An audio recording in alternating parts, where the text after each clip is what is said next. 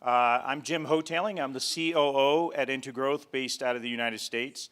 And Sandra, thank you for inviting me to this conference. I tell you, it's been amazing to meet many of you already.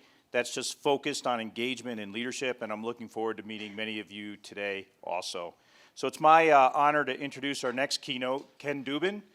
Ken is an adjunct professor in strategy and HR at the IE Business School, which is one of our co-sponsors. He's also a managing director at Medius Capital, and his topic today is pretty intriguing and a little scary. But it's about introducing AI into the organizational routines. So please join me in bringing Ken on stage and scaring the heck out of us. So it's going to be great. All right, inspire us, Ken. Thank you. All right.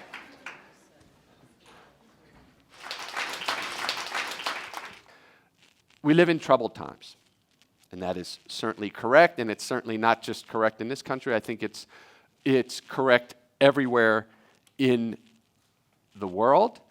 And when it comes to HR, I think that those troubled times are defined by something else that the commissioner said, which is that data is a gift, and that is certainly correct, but data is also an enormous challenge. And if HR needs to be reinvented in order to become a partner in the future development of business, what HR really needs to reinvent is how we organize firms themselves. And that's really the backdrop of what I'm going to be saying in my comments this morning. At IE Business School, we have long focused on entrepreneurship, innovation, and trying to lead a transformation in the way business is done. We are launching this year a tech MBA. We're the first business school in Europe to launch a tech MBA. I'm participating in that effort, and as a business person, my partner and I are trying to create an ecosystem for driving transformation through technology. I just want to say a few words about what we do because I think it's relevant to what I'm going to be speaking about today. So I'm based in Madrid. My partner is based in Philadelphia in the States right now. What we are trying to do is build an ecosystem for the development of data analytics and Internet of Things technologies in Southern Europe. And the opportunity that we saw is that I'm at IE Business School, where we have one of the most diverse student body populations on the planet. When I teach in our international MBA, which is our really flagship MBA program, there's usually about 55 students in a cohort. We usually have 6 to 7 cohorts each year. And the average number of nationalities represented in that room of 50-odd students is somewhere between 30 and 35. So unlike MBA programs in my own country that claim to be diverse and start with 85% of their students are Americans, and then we bring in a few people. And I was actually talking to a student last night at a mixer that we had organized, and she said, yeah, I was thinking of going to do an MBA in the US, and I know the MBA, this program's and leaders, the program directors who had come to Johannesburg talked a lot about diversity, but I realized that if I went to the US to do my MBA, I would be the diversity. I don't want to be the diversity. I want to be part of an experience in which I'm able to take advantage of the diversity. Diversity in nationalities, diversity in cultures, but most importantly, diversity in ways of thinking about the world. And our feeling was that diversity is the starting point to be a hotbed of innovation, and we wanted to build innovative companies. And the second piece is that through a variety of projects that I've developed over the last few years, I had a deep relationship to the Polytechnic University in Madrid, which is one of the 2 leading engineering universities in Spain, and there is an enormous base of incredible engineering talent in this place. Unfortunately, unlike engineers in Silicon Valley, Spaniards are not really good at marketing themselves. And so I started trying to ask leading engineering professors, looking at some of the work they're doing, saying, no, what is the difference between what you guys are doing and what people are doing in Silicon Valley? And finally, one day, about 2 years ago, one of the professors I was working with most closely said to me, I'll tell you exactly what the difference is between the engineers at Berkeley, the engineers at Stanford, and the engineers here at the Polytechnic. He said, the ones in California cost 5 times as much. Period. End of story. And he said, look at our publication lists. Look at the technologies that we're using. Look at the language that we're using. Look at how fast our young people are taking on responsibilities. And that really clinched it for me. We needed to find a way to build an ecosystem that brought together this extraordinary technology talent with this extraordinary diversity of ideas and innovation and entrepreneurial fervor that we have at IE Business School. And that we could be the bridge, my partner and I, in sort of bringing these two groups together. Starting with the conviction that people, whether you're talking about technology businesses or any other kind of business in the world, although ultimately lately that difference is really disappearing because all businesses are ultimately technology businesses. But ultimately, at the end of the day, technology businesses, non-technology businesses, people are the only real source of competitive advantage. Now, I know as HR professionals that most of you are in this room, you will have heard people tell you this since you began your careers, right? Why are we HR specialists? What makes us special? Well, really, people are the core source of competitive advantage. And yes, I share your belief that that is true and has always been true. But there are real reasons why today that is more true than ever before, and why the reinvention of HR is no longer a nice to have, it's a must have for the future of our businesses and the competitiveness of our societies. And that leads us to the core of what I want to talk about today, which is how these new technologies are transforming what business is about, what people do in businesses, in a way that makes people the only real feasible source of competitive advantage, other than having a government-protected monopoly or having a patent that is extraordinarily special, and even those patents run out over time. So one of the great fears of new technologies is that they're going to make work disappear, right? So this is a billboard that was put up last year in the suburbs of Pittsburgh, Pennsylvania. Carnegie Mellon University, one of the world's leading engineering universities, is in Pittsburgh. And interestingly enough, the epicenter of the revolution in the race to build automated cars is not Silicon Valley, it's actually Pittsburgh, Pennsylvania, thanks to a number of very big companies' decisions to bet on the ecosystem there. Carnegie Robotics is one of the companies that participates in this revolution, and what they're pointing out is that, yeah, we're building things that, machines that appear to be displacing and making redundant human labor, but we at least are hiring, right? And we'll go, well, that's great, right? Carnegie Robotics is hiring, but they're just hiring people who are going to put the rest of us out of business. Don't worry. They're not going to put the rest of us out of business. Let's talk about why. We need to have a little bit of a tech talk for a second, and then we'll sort of jump into the people implications, right? So what exactly is artificial intelligence? We hear these words all the time, and we hear all sorts of gurus making broad claims about how these technologies are going to be transforming our lives and blah, blah, blah, blah, blah, blah. But we don't really ever hear what it is. And really, at its essence, it is nothing more than computer code that enables us to crunch lots of data in an unstructured fashion in order to be able to tease out conclusions that we wouldn't have been able to arrive at ourselves.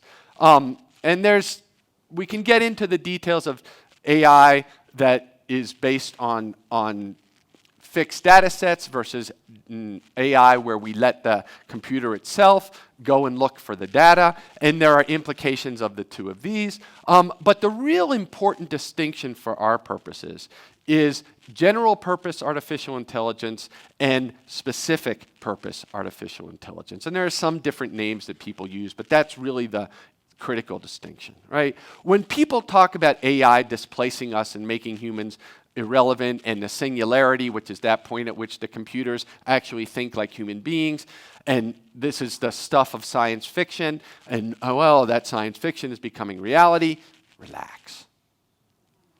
Not so fast. Is not going to happen in the lifetime of anyone in this room, okay? It's the specific purpose AI, and that means it does one or two things infinitely better than human beings, to the point that it is going to transform how we do business, yes. But we human beings are not going to be pushed out of the equation. Here's a list of things that AI can do right now, and it's just a set of examples. There's a lot of interesting examples. Some of them you will be very familiar with. Some of them go by the popular name of chatbots. Some of them are actually helping highly skilled professionals to think about the way, to change the way they do work. So we have imaging technologies that radiologists use that maybe can be read better than the radiologists. We have tools that help ophthalmologists to see if our eyes are healthy or not and can do it better than the ophthalmologists themselves. We are moving toward a world of self-driving cars, although again, I would suggest that self-driving cars are not around the corner. They're obstacles to actually really making the cars as good as we are, when we pay attention, at seeing what's in front of us and beside us and behind us on the road. It's extraordinarily difficult to try and replicate what we do intuitively when we sit behind the wheel of a vehicle, right? So there's a lot of interesting things here, right? But none of them is truly replacing human beings, right? Let's talk about where you see AI-related technologies impacting your organizations. How many of you feel like artificial intelligence has in some way been introduced into your organization and is changing what people do and how they do it? Anybody? So, look at the public sector being a leader in innovation. Nice to see. So I want to make a bold prediction that if I come back here 2 years from now and ask this question, every single person in the room will raise their hand. The rate of deployment of these technologies and their ability to transform businesses is going to be unbelievably fast.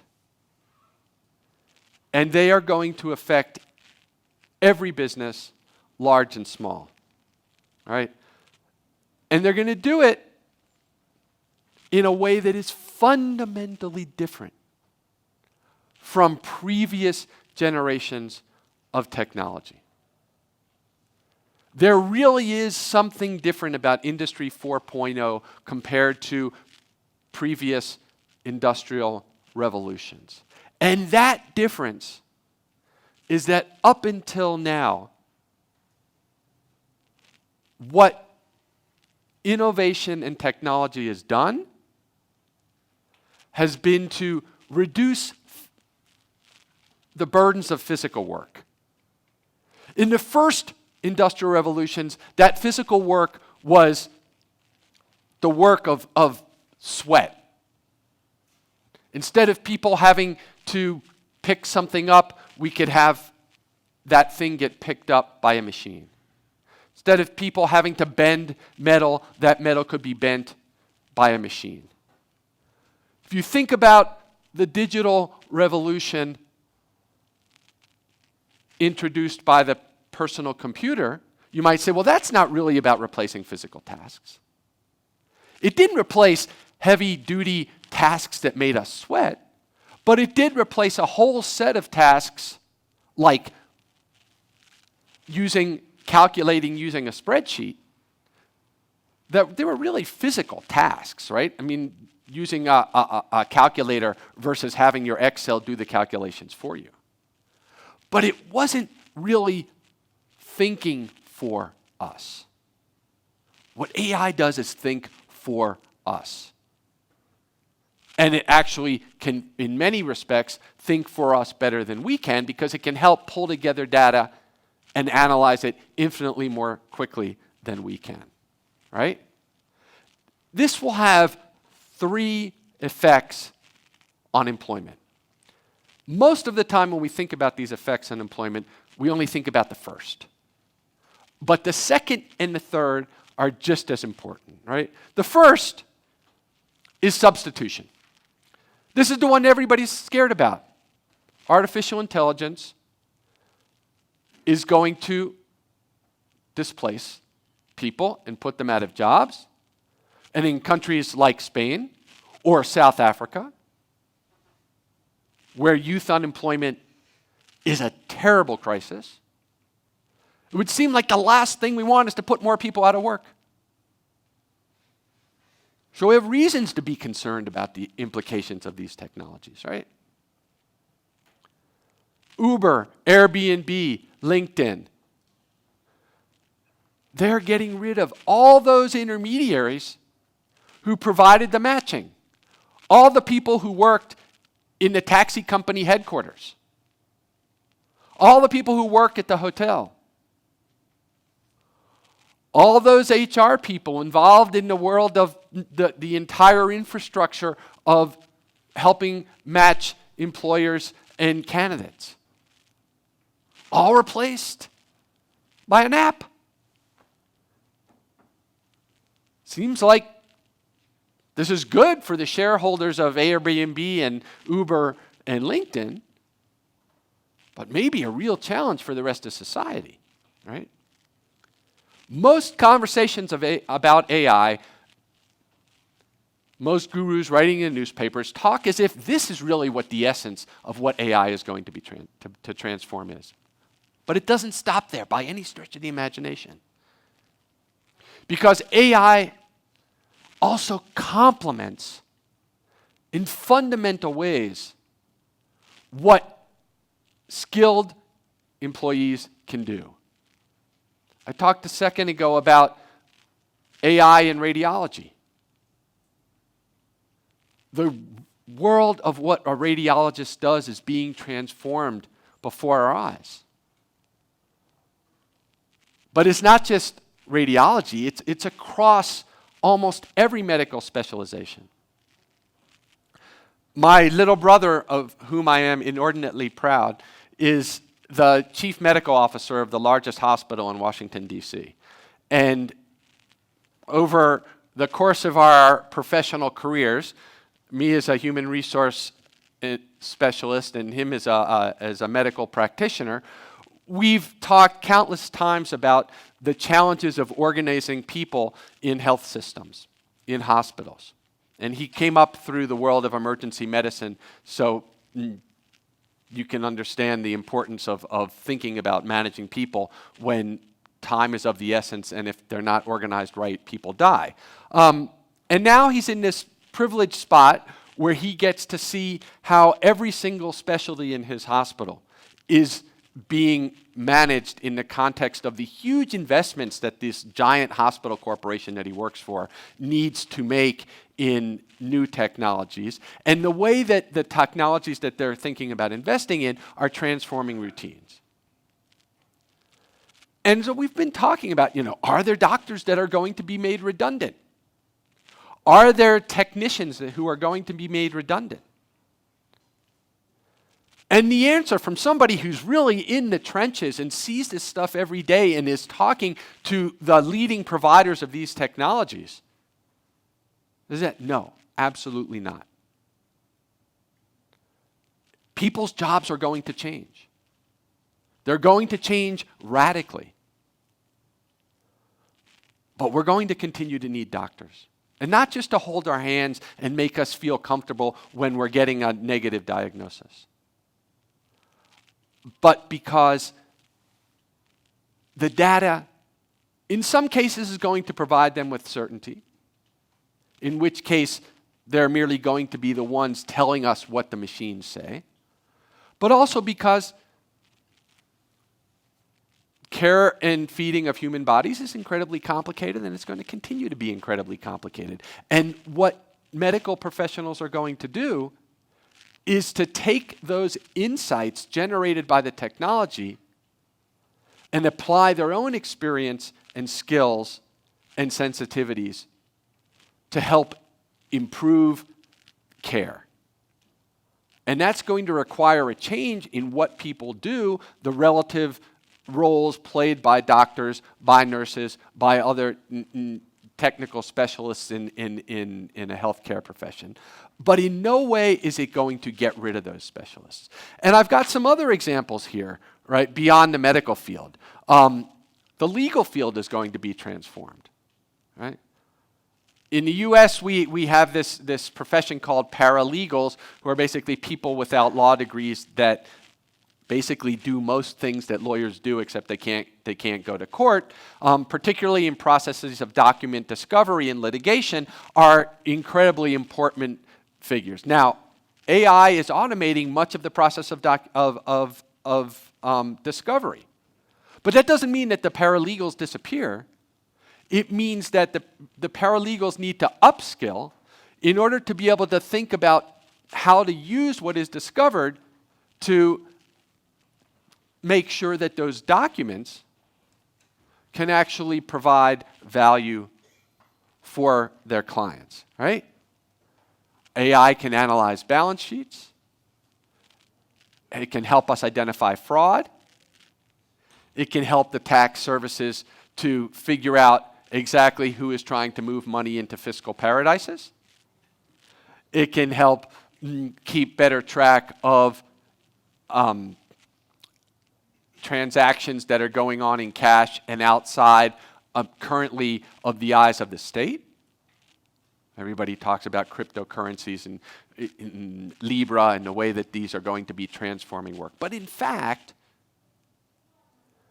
AI is actually going to provide us with an alternative window and a way of peering into those kinds of transactions, right?